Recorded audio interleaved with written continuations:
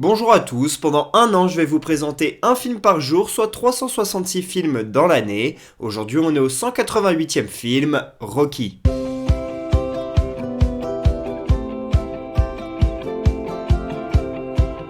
Rocky est un film sorti en 1976, réalisé par John G. Avildsen. Ça raconte l'histoire d'un boxeur de seconde zone, Rocky Balboa, qui vit à Philadelphie et qui est originaire d'Italie. Il va se retrouver à combattre face au champion du monde des poids lourds, Apollo Creed. Et cette histoire d'un petit combattant qui va affronter le grand champion, elle a réellement eu lieu en 1975. C'est Chuck Wepner qui a réussi à tenir 15 rounds face à Mohamed Ali, donc quelque chose d'assez exceptionnel. Et là je ne vous dis pas si Rocky a réussi à battre ou non Apollo Creed.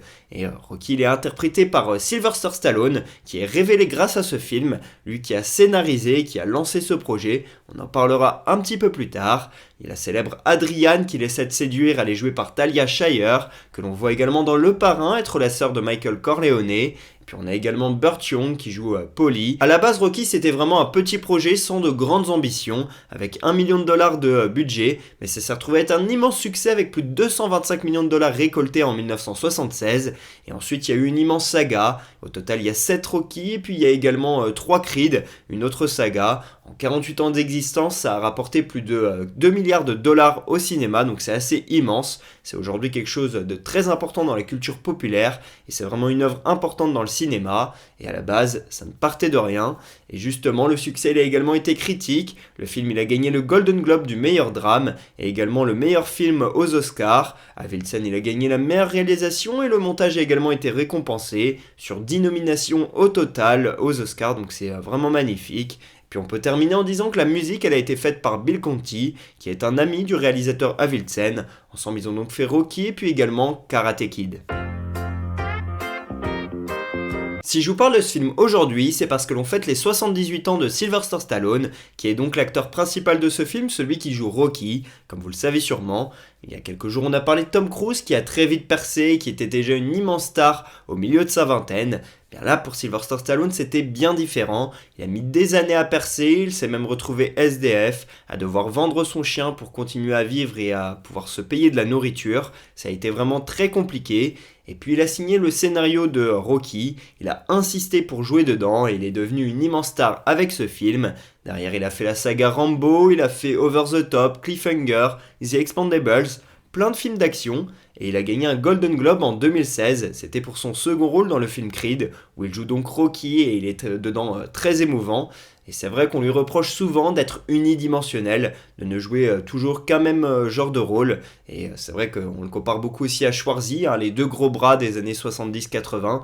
Et bien Schwarzy a réussi à faire de la comédie avec la course aux jouets, et même des films un peu émouvants, là où Sylvester Stallone est souvent resté dans son registre de gros bras, un petit peu comme peut le faire aussi Dwayne Johnson aujourd'hui. Mais toujours est-il que bien c'est ça qui a fonctionné. Il a quand même été nommé à 30 reprises au Razzie Award, qui récompense les pires acteurs. Il l'a gagné 10 fois, c'est le recordman. Mais bon, je pense que c'est quand même un peu sévère. Et également, on dit souvent qu'il ressemble énormément au personnage de Rocky. Et bien lui, il est né d'un père italien et d'une mère française. Donc c'est un petit peu le cas de Rocky également. Et puis surtout, il a une tête un peu de boxeur. C'est notamment parce qu'il a une paralysie faciale au niveau du côté gauche. Et donc forcément, ça lui donne un petit peu un air, pas défiguré, mais plutôt un air de boxeur.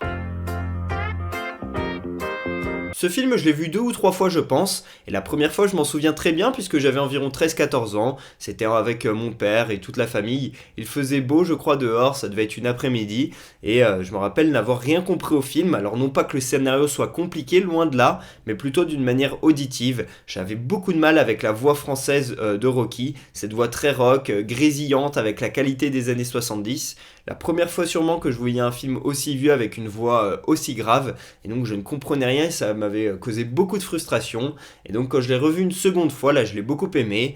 Et c'est ce genre de film qui nous transcende. À la fin j'avais qu'une envie, c'était de me bagarrer, alors que je ne fais jamais ça bien sûr. Et donc avec mes frères on jouait un petit peu à la boxe, etc.